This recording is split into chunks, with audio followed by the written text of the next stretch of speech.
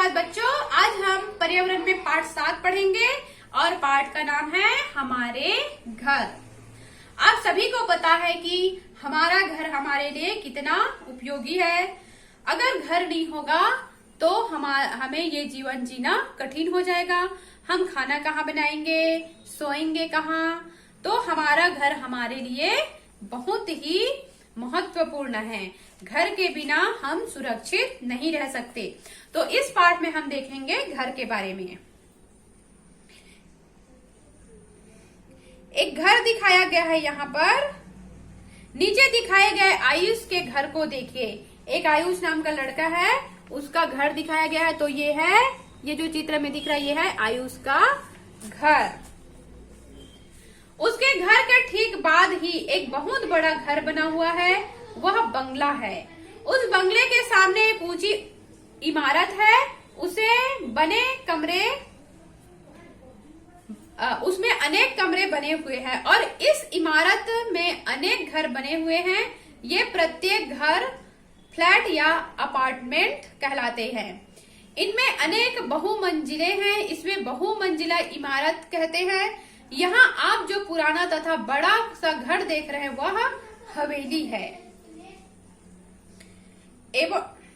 यह बहुत बड़ी और सुंदर है।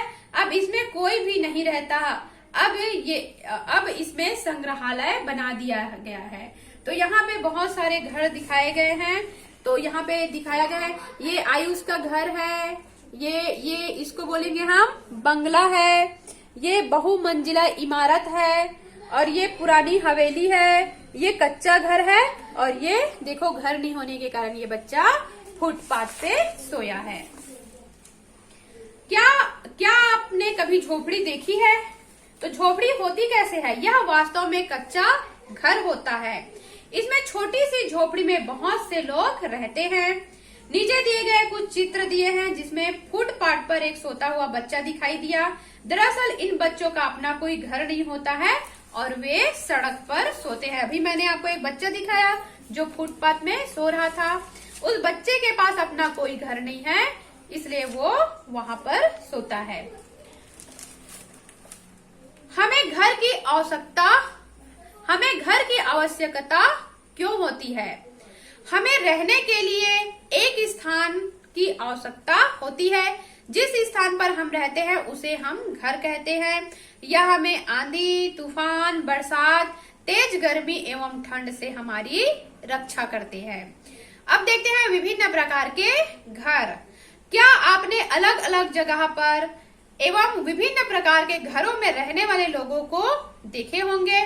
कई लोग मिट्टी गोरे से बने हुए छोटे छोटे घरों में रहते हैं तथा कई लोग ईंटों से बने हुए विभिन्न प्रकार के घरों में रहते हैं। तो कच्चा घर, सबसे पहले हम देखेंगे कच्चा घर के बारे में। कुछ लोग झुग्गी झोपड़ी आदि में रहते हैं। इस प्रकार के घर हमारे आसपास मिलने वाली कुछ वस्तुएं जैसे मिट्टी, बांस तथा पत्तियों के बनाए जाते हैं।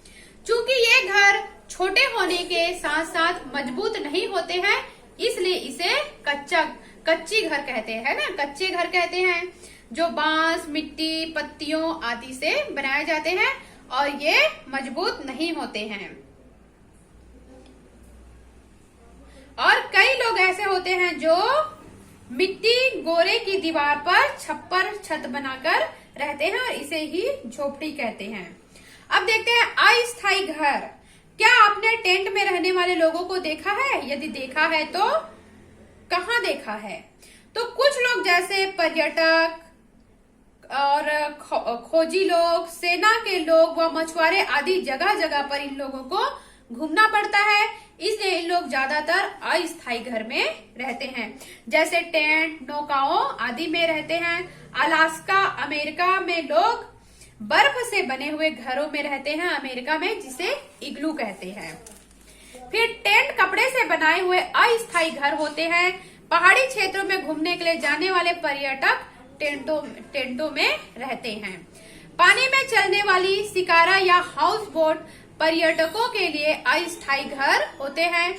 हाउस बोट पानी के ऊपर चलता है। श्रीनगर की डल झील में हम इन्हीं शिकारा या हाउस बोट में रहते हैं। श्रीनगर की डल झील में जो लोग रहते हैं वो इन्हीं शिकारा या हाउस बोट में रहते हैं। इग्लू एस्किमो के अस्थायी रूप से रहने के लिए उपयोग में किए जाने वाले अस्थायी घर है। हालांकि ये बर्फ के टुकड़ों के बने होते हैं, किंतु फिर भी ये मजबूत और अंदर से गर्म होते हैं, जो इग्लू जो होते हैं। अब देखते हैं पक्का घर।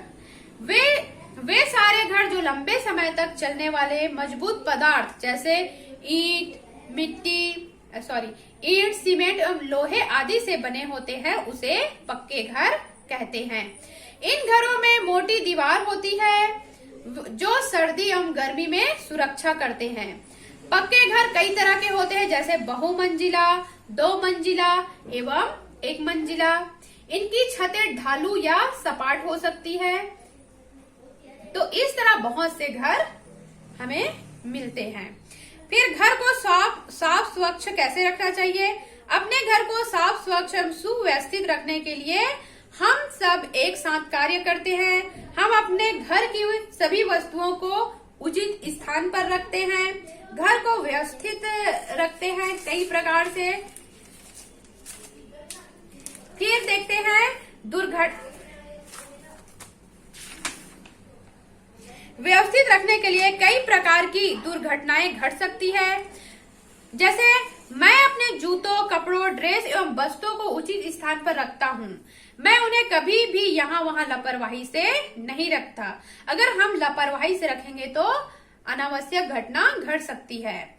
अपने अपने घरों को स्वच्छ रखने के लिए हमें रोजाना झाड़ू और पोछा लगाना चाहिए। घर के कूड़े करकट को हमें ढक्कनदार कूड़ेदान में डालना चाहिए। हम अपने घर में लगे हुए मकड़ी के जालों की समय समय पर सफाई करनी चाहिए, क्योंकि वो बहुत भद्दे दिखाई देती है। मेरा घर बहुत ही हवादार है। इसमें अनेक दरवाजे और खिड़कियां हैं। हम अपने घर के खिड़की दरवाजों को इसलिए खुला करते हैं ताकि इसमें से होकर हमारे घर में हवा एवं रोशनी आती जाती रहे और इससे रोगाणु खत्म हो जाए। हम अपने घरों के दरवाजे एवं खिड़कियों पर मच्छरों, मक्खियों एवं कीट पतंगों के बचाव के लिए जाली लगा देते हैं। मेरा घर चोरों से पूर्णतः सुरक्षित है, क्योंकि मेरे घर के सभी खिड़कियां एवं दरवाजे बहुत मजबूत है। अपने घर की सभी नालियों को साफ रखना चाहिए तथा इसमें गंदे पानी जमा होने नहीं देना चाहिए। इसलिए हम सभी को अपने अपने घरों को साफ सुथरा रखना चाहिए। यदि हम गंदगी भरे घर में रहेंगे तो हम बीमार पड़ जाएंगे। स्वस्थ रहने के लिए हमें अपने घर को साफ सुथरा व हवादार रखना बहुत जरूरी है। मैं अपने परिवार के साथ घर में रहता हूँ। मैं घर के सभी सदस्यों को प्यार करता हूँ और वे सभी मुझसे प्यार करते हैं। घर के काम काज में हम एक दूसरे की मदद करते हैं। फिर एक अच्छा घर कैसा होना चाहिए? हमें अपने घर को सुरक्षित तथा सुविधाजनक बनाने के लिए अनेक वस्तुओं की आवश्यकता होती है। सूर्य का प्रकाश रोगाणुओं को खत्म करता है, इसलिए घर में कई खिड़की और दरवाजे होने चाहिए। ताजी हवा, प्रकाश की उचित व्यवस्था के लिए हमें रोजाना खुले रखना चाहिए। रसोई घर एवं स्नानाघर का तल नालियों की ओर ढाल होना चाहिए या पानी को इन नालियों के माध्यम से आसानी से बाहर ले जाए। खिड़की एवं दरवाजों के कारण हमारा घर मच्छर एवं मक्खियों से सुरक्षित रहता है। हमारे घर में कुछ खुली जगह भी है, जैसे बरामदा, आंगन आदि। इनके कारण घर में वायु अच्छी प्रकार से आ जाती है। बच्चे खुली जगहों पर खेलना पसंद करते हैं। घर के गंदे पानी की उचित निकासी के लिए घर के नालियों में की उचित व्यवस्था होनी चाहिए। ऐसा इसलिए होना चाहिए क्योंकि इन खुली नालियों में ही मलेरिया जैसी बीमारी फैलते हैं और मच्छर अंडे भी देते हैं। अतः रसोई घर एवं स्नानाघर की नालियों को ढका हुआ होना चाहिए। घर की सजावट, लोग अपने घर को सुंदर दिखाने के लिए सजाते हैं। हमारे देश के गांवों में लोग अपने कच्चे घरों को सुंदर आकृति में बनाकर सजाते हैं। कुछ लोग अपने घरों के सामने वाले भाग को सजाते हैं। ये लोग रंगोली के रंग या चावल के आटे की सुंदर सुंदर आकृतियां बनाते हैं। इस तरह आकृतियों को रंगोली, कोलाम या अल्पना कहते हैं। अतः त्योहारों में समय समय पर घरों को सजाते हैं। तो इस तरह यह पाठ यहाँ पे समाप्त होता है। आशा करती हूँ बच्चों कि आपको समझ में आया होगा। धन्यवाद।